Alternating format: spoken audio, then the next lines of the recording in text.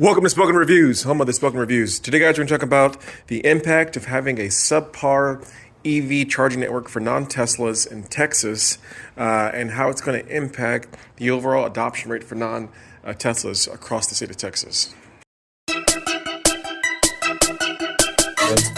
First, I want to say that in Texas, I think we're known for our big trucks, we're known for our big vehicles, but there is a big demand for EVs throughout the state. So I have friends. Dallas, huge demand for EVs. Austin, huge demand. Houston, San Antonio, Fort Worth, our major metroplexes, and all around the state. There's a huge demand for EVs, and it as shown by the amount of Teslas that are sold. Right, so it's not just theory. You can look at the stats. You can see that Texas is in the top 5 states as far as selling Teslas in EVs in the U.S. So there is a huge demand, but there's a huge gap in having the infrastructure that we need here in Texas to support non-Teslas, which, almost it artificially pushes people towards Teslas. And I love Teslas. I love all EVs. I love the Mach-E. But the fact that we don't have the non-Tesla EV network, it's almost sabotage. So specifically, we're pretty much relying on Electrify America. So let's get into some details about that and talk about some of the shocking statistics whenever you look across the state. And you can see how subpar the amount of Electrify America networks that we do have. All right, guys, I'm going to put up the screenshots you guys can see. And for every single icon on here, it's going to actually equate to Electrify America EV network. So quickly, you're going to see kind of starting from north to south across the state of Texas. We only have one in Denton, which again, huge demand for EVs in Denton. We only have one in Fort Worth. Fort Worth's another big EV area. You'll see a ton of Teslas here. There's demand here, but we just don't have the charging network. Only one here. Whenever you go to Dallas, there's actually not one in Dallas proper. Now, if you look east, you will see one Electrify America network there, but shockingly, there's not even one in Dallas proper. Going south, you're going to have a one in Ennis, super small one. It's a 4 charger one. That's it. Only 4 chargers. And anyone who's reliant on making a trip down to Houston, either way, right? Like if you're going from Dallas to Houston or up, you're going to be relying on that one, right? Only one in that whole area, right? And it's about another 90 to 100 miles to the next one when you go further south down to Madisonville.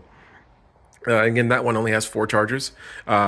If you were to try to take the 35 route going to Austin, you had to stop in Waco. That one, there's about 6 chargers there. Good location. From Fort Worth, it's 90 miles from Fort Worth. The issue is there's only 6 of them, and half the time they don't work, right? So again, reliability, right? So it puts you on a charging island. If you get stuck there while the network's down and your alternate routes, right? So this is the reality, right? You could be out there with your family on a road trip, good intentions, right? You get stuck there, and now you have to go find a trickle charge. Instead of having a fast charge, you're going to find like a 25 or not even a 50 kilowatt charger, right? So the only other option you have in Waco, there's like 2 car dealerships that have it. I think there's like one or 2 other like small, pretty much like they're not level 1, but they're like low capacity level 2 chargers. So again, it puts you on an EV island there. Going further down to Austin, which, come on, like there's only one charger in the Austin area. Austin is a little, hippie liberal part of Texas, probably the most EV adopting area of Texas. There's only one charger. Absolutely ridiculous. Going down to San Antonio, barren. Then over to Houston, you do have about 5, but they're spread out. And Houston's the most populated city, so it's still not enough. And again, I'm not trying to say that the full, pressure and blame is only on Electrify America, because without them, we would be completely up a creek. And I know that the current administration has, allocated a good amount of funds towards pushing another EV network, but my biggest fear is it's going to be money wasted. Like that's my biggest fear. It's better off to have one well-known charging network that's successful, like the Tesla charging network, as opposed to having like a patchwork network where people are going to get these grants and they're going to install these charging networks, and then in 6 months they're going to fall apart, and there's not going to be a follow up on maintenance, keeping them going, and updates, and they're going to be falling apart. And you see it all the time, right? Like with the non-Tesla EV chargers, you'll see them. You go up to them, they're cracked, they're falling apart, the wires are going. There's no updates. You have to call to get support to get the machine rebooted. Half the time they basically just tell you, sorry, you might wait on the phone for 20 minutes dealing with them, and they'll try to force a reboot if they can. But it's not doable, right? It's not a formula to be successful. And if we're serious about EV adoption rate and moving over to that, we're going to have to completely change it. I think that we need the BPs and the Shells and the 7-Elevens and the other big stations to step up and install the chargers, right? Like we need to get to the point that there's EV chargers at every single exit. Wherever there's a gas station, there needs to be an EV charger.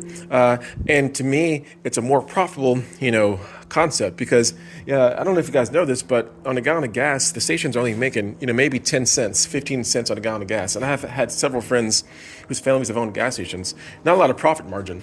All the money is involved when people come in the store, buy a bag of chips, buy a soda, buy things, right? That's the profit margin, right? Where I can, buy a, bottle of soda from a vendor for 25 cents and I can sell it to a consumer for $2.50, buy a bag of chips for 5 cents and sell it to somebody for $2. Same thing, candy, right? Like that's all the markup. If the average time it takes to fill up a gas vehicle is 2 minutes, 3 minutes at most, people are going to hop in there and hop out, right? In and out. But for people who are charging, they're going to be sitting there, right? So the chances of them spending more money and you making more profit is there, right? So it's a no-brainer. As a business owner, if I have gas stations, let's get these grants, let's install these chargers, let's bring people in, even if it's for 15-minute quick charges, 20-minute quick charges. That's still a lot longer than the gas charges. So that gives people time to get in there, use the restroom, buy a soda, buy a water, buy a Powerade, buy some candy, buy some chips. You're going to be making more money, right? Like this is all about, capitalism is about profit. There's profit incentive for these people to do it, but for whatever reason, and I'm just going to say it, big oil or lobbyists or whatever are impeding the natural flow of what capitalism would show us, right? And we're not going to get here unless something changes. And again, I hate to be the one that's putting and calling out Electrify America, because again, they're the best in the U.S., they're the best in Texas, but we need competition. Competition and our type of economic system is what's going to force us to evolve, right? So demand from consumers, competition, we need solutions, right? That's the only way we're going to get there. I'm extremely passionate about this topic because, again, for us, I love the Mach-E. I strongly dislike the charging networks out there, right? And when I'm home in the DFW, it's cool. Like I'm not worried about it. But the moment I have to leave the DFW, it's anxiety, it's stressful, right?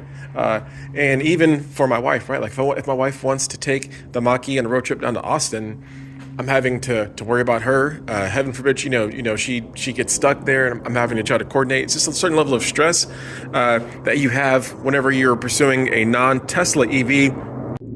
Right? If you pursue a non-Tesla EV, you're taking about anxiety, right? So with Tesla, it's integrated. You just pull up to it. You just charge your vehicle. These non-Tesla EVs, you have to have accounts. And now there is plug and play, and it works sometimes, but you have to have accounts. You have to have credit cards. If you use a non-Electrify America, you're having to jump through hoops. You end up with 4 or 5 different apps on your phone and having your credit card information out there and having passwords out there, having to deal with all this extra mess. The native charging system, the native maps in the non-Teslas, they're subpar, right? They're not integrated well. It looks like I'm sure they're trying hard. They're not where they need to be. So you're having to navigate, like for this one, right? Like I'm using Google Maps or Apple CarPlay to navigate because it's better navigation. But then on the side, I have to type in the specific charges that I want to go to and hope that when I get there that they're working or that they're not full, right? As opposed to with Tesla, it's doing all that for you, right? It's making it easy. And again, the formula is there. The winning playbook is there. I don't know why we're not doing it. For whatever reason, the non-Tesla EVs, it's whether it's the silos, they need to break the silos. They need to work together for the better, meant of the consumers and for the country and the government. I mean, sometimes when the government gets involved in stuff too much, they have the habit of messing stuff up more, right? So sometimes you really have to let pure capitalism and people pursuing profits and let the market work, right? And there's demand, there's huge demand, but you gotta let the markets work. And for whatever reason, it's not happening now, and I don't get it. Anyways, guys, thank you for watching this quick video of just the condition specifically in Texas. But I'm sure a lot of other states surrounding Louisiana, Oklahoma, and the South have the same issues that we have. And even for the states that do have good networks, like California, I feel like Georgia has really robust, Florida, New York, some of these East Coast states, Colorado, you guys have great options. But you're also saturated. Like there's way more cars there, EV cars there. So it's not clean, right? It's not what it needs to be, and we have to do better. So anyways, guys, I'm sure this is probably just a rant at this point. Thanks for watching the rant. I'd love to hear your feedback and comments. I'd love to have an interactive conversation in the comments. If you like the video, hit the like button for me. If you have any questions or comments, leave them below. If you want to see more videos like this on EVs, on cars, on tech, or anything like that, so go ahead and sub to the channel. Thanks a lot, guys. I appreciate you greatly. Have a great day.